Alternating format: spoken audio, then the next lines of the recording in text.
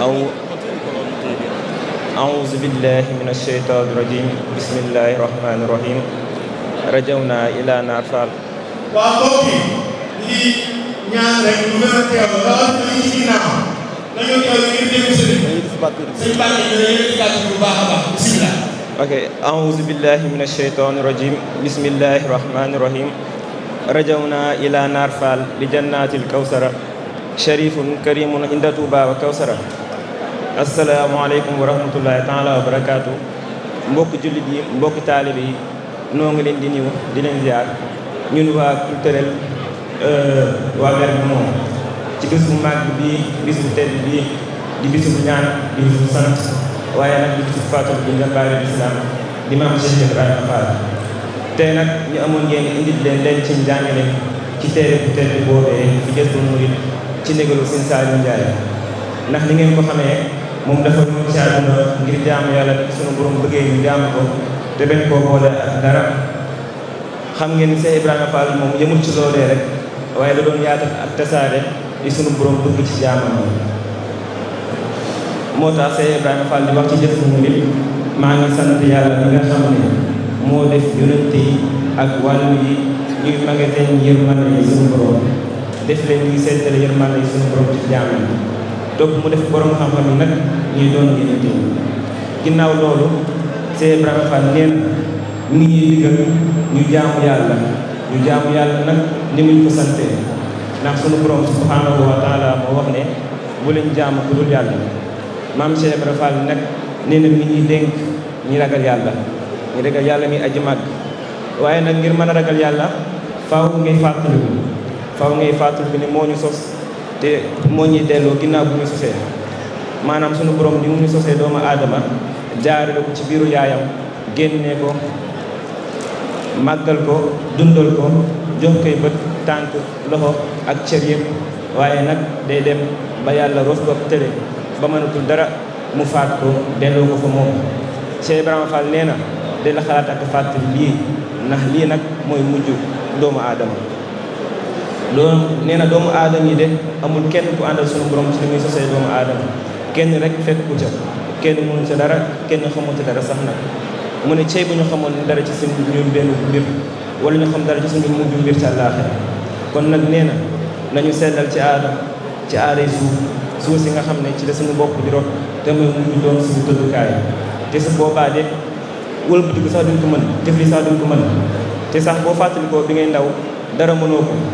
waaye soo demee bay mag tamit noonu rek ngay tëlee kon nag ragal leen mbiri suñu borom te gën a ragal ku dul moom ndax mooy soppi mooy wëlbati lu ko neex te na ko neex ne amee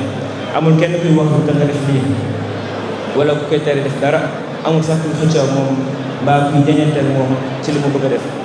ku xalaat lii de di nga ragal saa borom te sax suñu borom wax na ne binduma jinne ak nit lu dul ngir ñu jaamu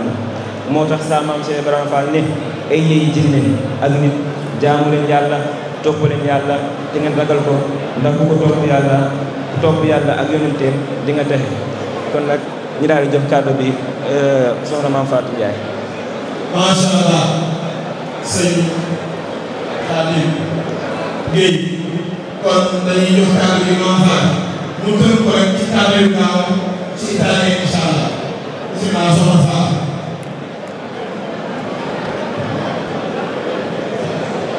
Assalamualaikum warahmatullahi wabarakatuh. Cari fratelli, oggi abbiamo l'onore di parlarvi di una figura straordinaria, un esempio di fede e dedizione che ha profondamente influenzato la nostra comunità. Mam Cheikh Ibrahima Fall, la sua vita, le sue azioni e i suoi insegnamenti rappresentano una guida fondamentale per tutti noi nella nostra pratica dell'Islam. Mam Cheikh Ibrahima non è stato solo un discepolo devoto di Sheikh Ahmad Bamba, ma anche un uomo che ha vissuto l'Islam in ogni suo aspetto, trasformando la fede in un impegno quotidiano che ha toccato ogni ambito della sua esistenza. La sua vita è stato un esempio di disciplina, sacrificio e impegno nel servire Allah e nell'insegnare agli altri la vera essenza dell'Islam. In questo discorso esploreremo i suoi insegnamenti fondamentali tratti principalmente dal suo celebre libro Jazbul Murid e come questi possono ispirarci a vivere una vita più devota e consapevole. Nel suo libro Jazbul Murid, Cheikh Ibrahima Fall ci ha lasciato parole che continuano a risuonare con forza e profondità. Ci dice: Rendo grazie ad Allah, colui che ha fatto dei profeti e dei santi i depositari della sua misericordia e ha voluto che essi distribuissero la sua misericordia ai suoi servitori. Inoltre ha reso i sapienti gli eredi dei profeti. Queste parole ci ricordano che la conoscenza e la guida spirituale sono veri doni di Dio. I profeti e i santi non sono semplici uomini, ma luci che illuminano il cammino dei credenti. Imam Sheikh Ibrahim Afal incarnava pienamente questo principio. Non era solo un discepolo, ma un esempio vivente di dedizione assoluta. Egli ci ammoniva inoltre con grande saggezza. Scrive Ninja Sulmurid: vi raccomando di adorare Dio come Egli stesso ci ha comandato. L'adorazione non deve essere un semplice rituale, ma un atto sincero e consapevole. Ogni preghiera, ogni sacrificio, ogni gesto deve essere un riflesso della volontà divina. Non si tratta solo di rispettare i precetti, ma di vivere l'Islam con il cuore e con le azioni, cercando sempre di compiacere Dio in ogni momento. Nel Corano si cita: non adorate nessuno all'infuori di Allah. Imam Sheikh Ibrahim Afal ci ha mostrato con la sua vita esemplare cosa significa consacrarsi interamente a Dio, senza cercare né ricompense materiali né onori terreni, ma vivendo per Lui col cuore puro e incondizionato. Un altro insegnamento fondamentale di Sheikh Ibrahim Afal in Jazbul Murid è il concetto di taqwa, il timore reverenziale di Dio.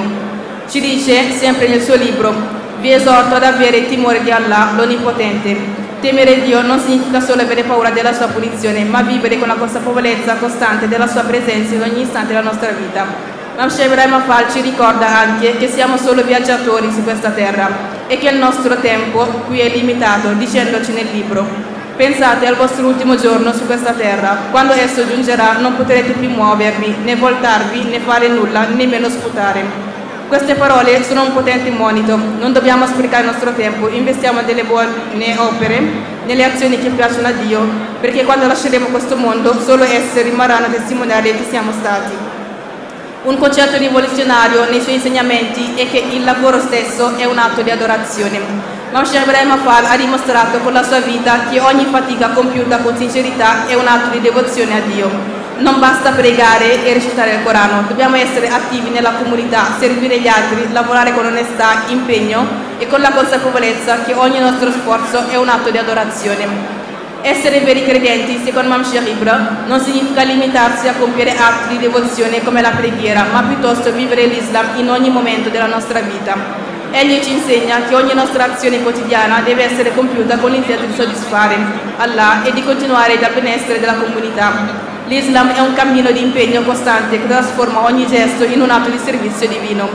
Imam Sheikh Ibrahim Afal ci ha insegnato che la fede non è solo un insieme di parole da pronunciare, ma una vera e propria missione di vita.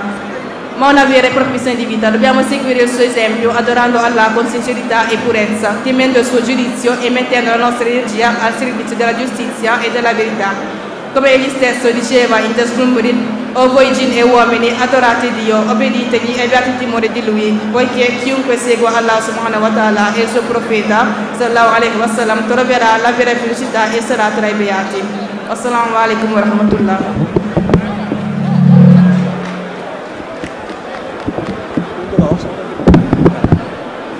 waaw jërëjëf kon ñoo nekkoon sëñ Mbacke Gueye ak soxna Maam Faati Ndiaye jógee Touba Bergamo. wax juñ doon wax nag ñu ngi ko jukkee ci Jazbul Murid muy téere Maam Cheikh Ibrahim Fall bu mag boobee du seeni waxi bopp waaye wax la joo xam ne nii Maam Cheikh Ibrahim Fall moo ko bindu ñoom jukki ko jële ko foofee làkk ko ci ñaari làkk yooyu. kon dañuy dem ci waa Touba Pescara dañuy njëkk a jox kon soxna Bintu su paree jox soxna Thian incha allah ñoom it noonu kenn ci wolof kenn ci italien incha allah. kon soxna bis na teel. mën naa teel benn teel.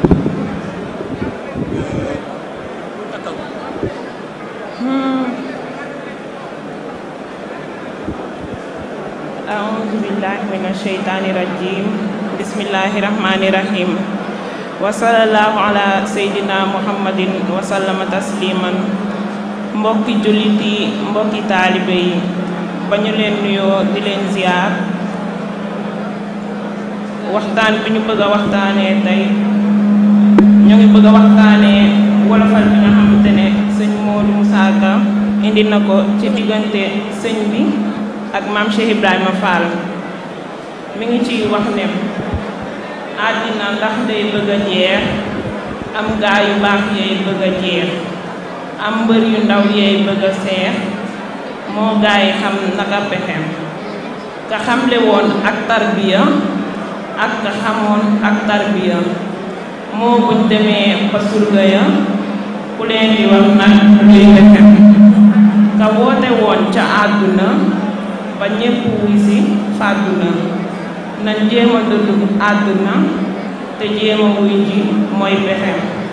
Cheikh Bamba dem ci Wamsachi Cheikh Ibra dem ci Tamsachi moo ñi fi des fu ñuy dese yéeni murit naka pexem ab seet du dem ba doom dikkeem Cheikh Ibra falay doom dikkeem moo rawi mbokk rawi doom topp mu waaj leen mooy pexem ab seet moroom yaay topp ma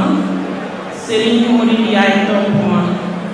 jéem leen a wali seen poma te ba pom yi ngeen fexem Cheikh Ibra dem nga landi na moo tax mu dëddu àddina fekki na Bàmba sotti na wàcc na aljanaay texem mas nay xibaar ab jébbaloo ba wax ne yàlla mii ko moom moo ko ne Bàmba moo la moom raas ko jox ko say pexem tegtal ko yoon wa ab murit di aw baraw baxe murit ba am ngërëm bari murit te dootu ree di tex texi mu daldi dem tey ma Dakar ngir dégg Bàmba di fa xaar seet na sëriñ tey ma Dakar ci njàng lay xamee pexe mu tëdd guddi bi si xaar ba mu xëyee ba du subaar sëriñ Matar Touré fa jaar leeram nga wan ko luy pexe Matar Touré nga yori joor yanu ko jëm Mbàkke Kajoor sëriñ bi yooni ko ca buur Cheikh Ibra topp cay fexe mu gis fa Seex Adama Gueye sànni mbiram daadi ca ngoy mu wan ko Bàmba mbër mu rëy sëriñ banaa ko foofu xëy mu wax ko tegtal yaa fa moom sëriñ Bàmba wan ko la fa moom mu xam ne gis na ka ko moom mu daldi fa mbiram joxe ma wax ak bis ba ndax mu wóor ñaar fukki fan ci weeru koor bisub di leer la mi ma wóor Cheikh Ibra yaare yi pexe mu soobu far ba jiitu leen Cheikh Bàmba ne kii ëpp na leen leeram gu rëy gi wër na leen fu mu toll xol bàyyi nux nuxi wax na ne tuuti kon mu dem fekk sëriñ bi lem mbiram ba genn du jot ci baatinam lu dul ca bis ba ñuy dexe jaarama Cheikh Ibrahima Fall lamp bu Cheikh Bàmba taal leeral nga réew mi yaakamal yàlla nga doole yi bérëki ba mu ñëwee Mbàkke Kajoor fekk na daara jëli suur moo njëkk a yalwaan di woor ñu di ko ree di tex-texi yendoo liggéey fanaane roon gaayay nelaw ba nefulee ba duy ganaar nekkul kuree moo ko xewal daawul doxe moo fa xewal nuyoo di raam moo nu teree wuyoo di naam fekkoon na ñuy jàng fa maam moom muy muritu di fexe fekkoon na daara jëli riir moo dindi àllarbaak di béer lu Bàmba wax mu daldi buur lu mas am daldi joxe moo fa xewal soli sagar moo fa xewal sëkkal karaw moo fa xewal saxoo si kër daaw fa bay di ruxuxi ba mu demee Mbàkke Bawal daf ne na waa kër ga Bawal nay sokk tey rooti diwal booleeg liggéey di ko joxe lu Bàmba wax mu daldi naaw foreen di rëy ja sant saaw naa ko dangay dellu gannaaw jànge muridu du bexe mboolem murid yaa di ko soow mu mel ne dof mata yeew ba muj far ñépp ne siiw meloom ya far di ko doxe mu jiitu far amul moroom far gëni bopp gëni doom jaaraama jaaraama Xaadim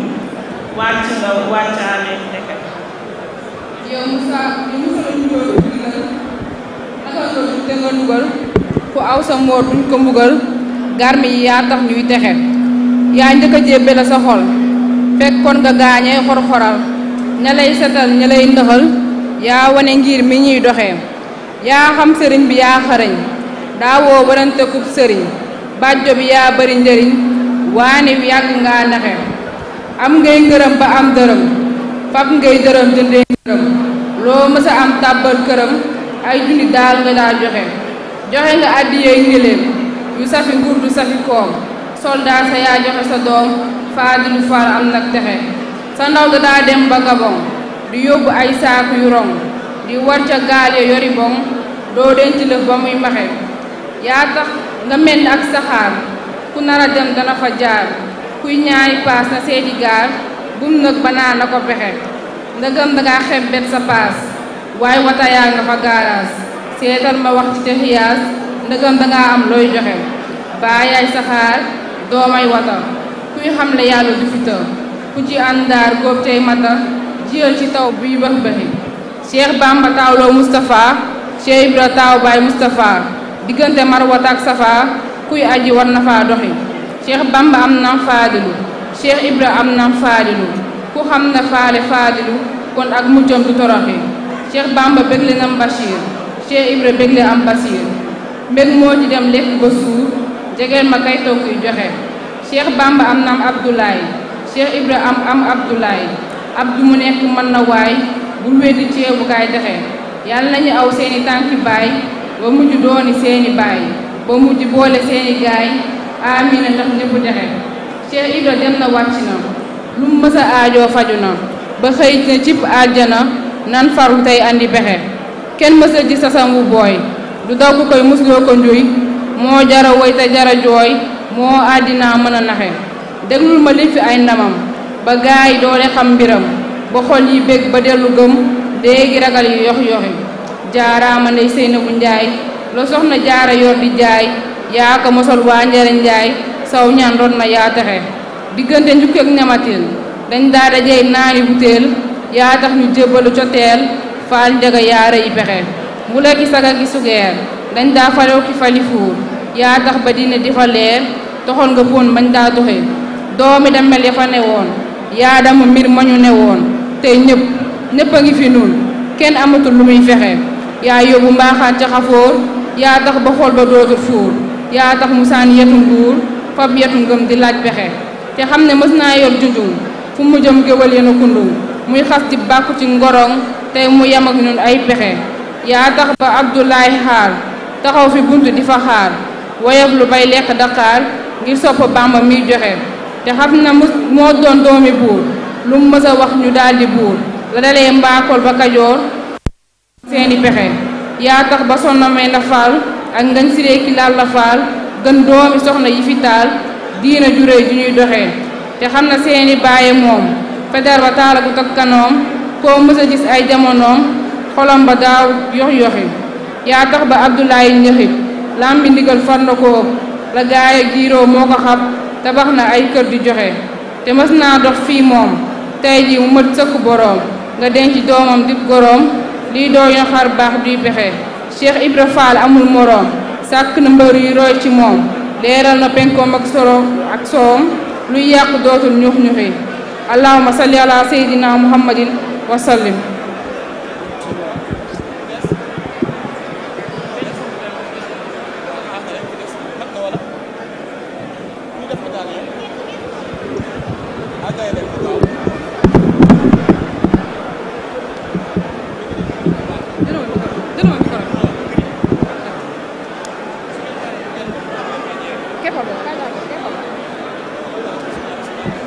أعوذ بالله من الشيطان الرجيم بسم الله الرحمن الرحيم maa leen di nuyu ku si nekk ak turam ak santam seen mbokk taalibe moo fas yéen ànd ak yéen si téere Maam Cheikh Ibrahima Fall muy Jazbul Murid Maam Cheikh wax ni bismillahi rahmani rahim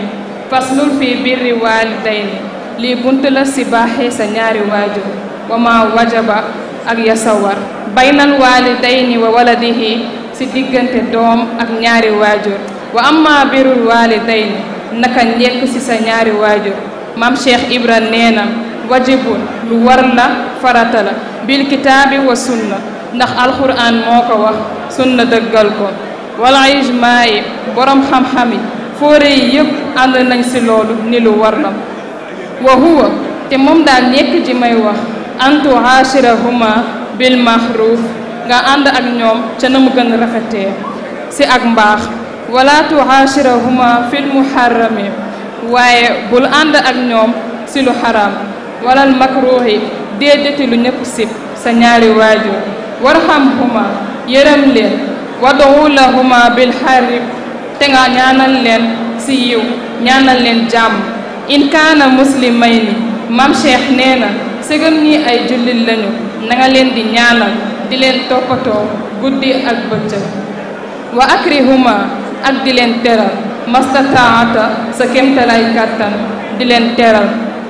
wa qul lahuma misna abdin jaamu leen sax li anna allaha taala amara bi lixtiraami lahuma yàlla digle na nga war ma jëm ci ñoom ñaar wa rahmatin te nga ànd ak yërmande wa qul lahuma astaxul xaailin yàlla wax na te moom moo gën dëggu ci may kuy wax janna waala màgg na te kawe moom yàlla am na lu ma waxoon wa qul rabbi irhamhuma kama rabbayaani saxiira alquran waxoon na suñu boroom nanga ma yërëm samay waajur nanga ma yërëmee woon ba ma nekkee gone kon waajur bu ne doomi su màggee noonu lañ leen war a jàppee wali xawlihi wa xadee rabbuka an la taxbudu illa iyaahu mam Cheikh nee na wax yàlla jooju soo ko doon leeral ci bopp doomu aadama fa ab déggaanam yam amara day digle an la taxbudu ngeen bañ a jaamu illa iyaahu lu dul yàlla bu leen jaamu ku dul yàlla wa bil waalidayni seen ñaari waajur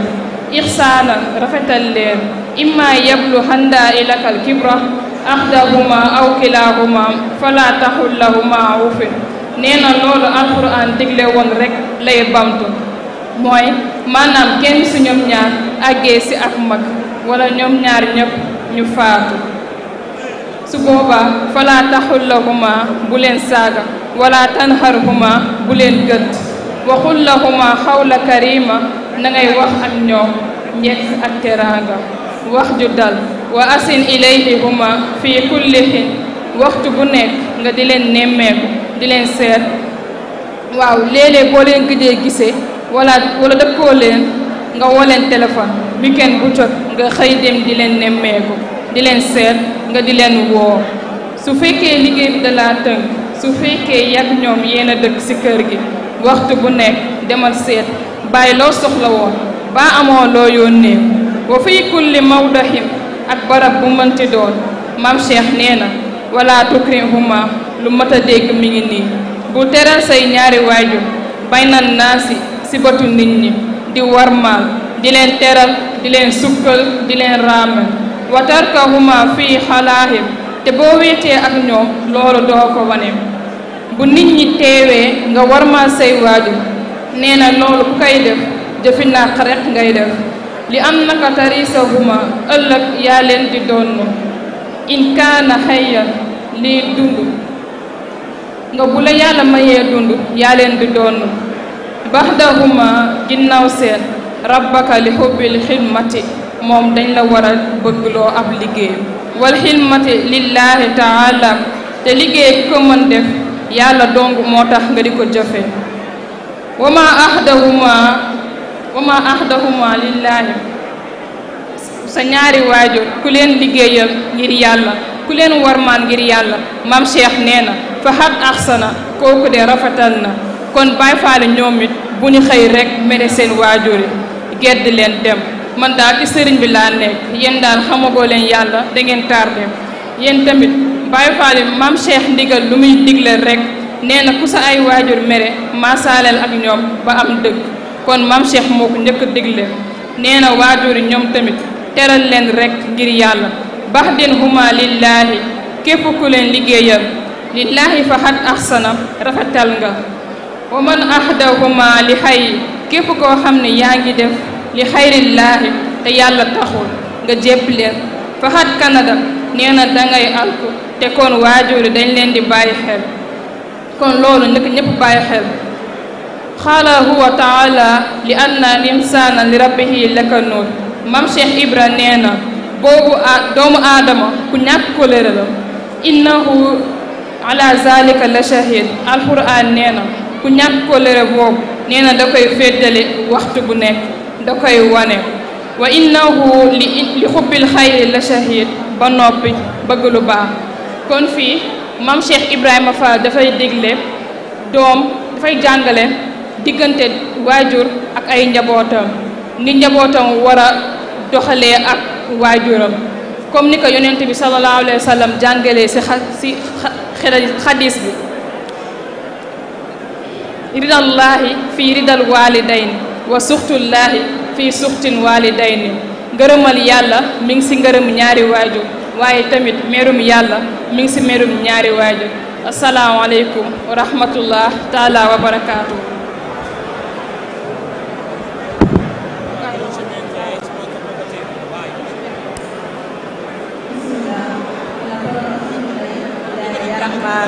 Ya Rahimu, Tuhan sekarang riporta il discorso di Gesù di Imam Sheikh Ibrahima Fall. L'insegnamento di Imam Sheikh Ibrahima Fall fu la bontà verso i genitori. Imam Sheikh Ibrahima Fall disse: la gentilezza e la bontà nei confronti di genitori e parenti è un obbligo menzionato nel Corano, così come è raccomandato nel Sunnah e nelle unità tra i giuristi islamici. Certamente Imam Sheikh Ibrahima Fall ci dice nel suo sacro libro Gesù giuri che non ci andremo seduti nel peccato, ma devi essere gentile con loro, fare preghiere per loro se sono musulmani, trattarli con premura ed essere loro dovuto come uno schiavo, perché Dio consiglia di rispettarli e di credere alla loro grazia e alla loro fede. Come raccomandato in questo verso, e disse: «Oh Signore, aiutali con la tua clemenza, perché loro mi hanno cresciuto fin da bambino». E il tuo Signore ha così deciso che voi non abbiate altro che Lui e che trattiate i vostri due genitori, padre e madre, con gentilezza. Se uno di loro o entrambi raggiungono la vecchiaia con te, non ritenerli inadeguati, non rispondere con brutalità e usa con loro un linguaggio generoso. Sii costantemente benevoli con loro, in qualsiasi luogo, in presenza o in assenza di testimoni, e non li abbandonare, perché tu sei il loro erede ed essi hanno coltivato in te l'amore e la dedizione, soprattutto la dedizione verso Dio. Sappi, anche colui che mette i suoi genitori al servizio di Dio ha di certo svolto una buona azione, e colui che invece li mette al servizio di un altro che non sia Dio ha fatto un'ingratitudine. L'ingratitudine dell'uomo paragonata a quello di Dio,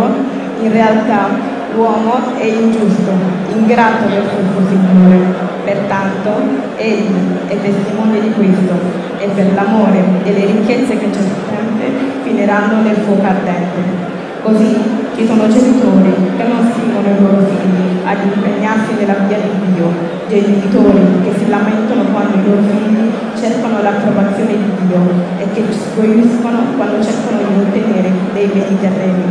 Non rispondere per i loro figli, si allontano da Dio, colui che merita più di chiunque altro, e che ci sono peccatori soltanto perché il Signore è ai servizi delle loro azioni.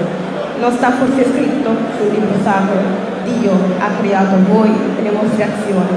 e se avreste voluto avrebbe ucciso te e i tuoi genitori. Perché? Perché a Lui tutto è possibile. Come avrebbe potuto uccidere solo te o uccidere solo i tuoi genitori? È solo Dio che garantisce la fortuna, come annuncia questo versetto. Non c'è creatura di cui Dio non garantisce le sue provviste. Egli conosce il suo luogo dove si stabilisce come esseri umani e il suo luogo depositario. Tutto questo è scritto in modo chiaro. Queste parole prevengono nella guida di Scritta. Il Murid, il sincero Murid che ha superato la sua generazione, vale a dire il nome del maestro Imam Sheikh Ibrahima Fall, Tra le sue parole disse: «Oh Dio, che ci assisti, imploriamo il tuo soccorso e il tuo aiuto, perché non c'è altra forza o altro potere che in te, altissimo e onnipotente. Gloria a Dio, che ha fatto dei suoi profeti e dei suoi eletti il tesoro della sua grazia, i quali si mancano di allargare la stessa grazia dei servitori. Gloria a Dio, che ha fatto dei sapienti degli eredi dei profeti. Quanto a voi, servi di Dio, vi consiglio il culto di Dio e come Egli ve l'ha prescritto, vale a dire di non adorare altro che Lui, come io vi ho raccomandato, di temerlo e di lodarlo. Lui che è l'iniziatore della vita e il solo in grado di restituirvi la vita. Wassalamu alaikum.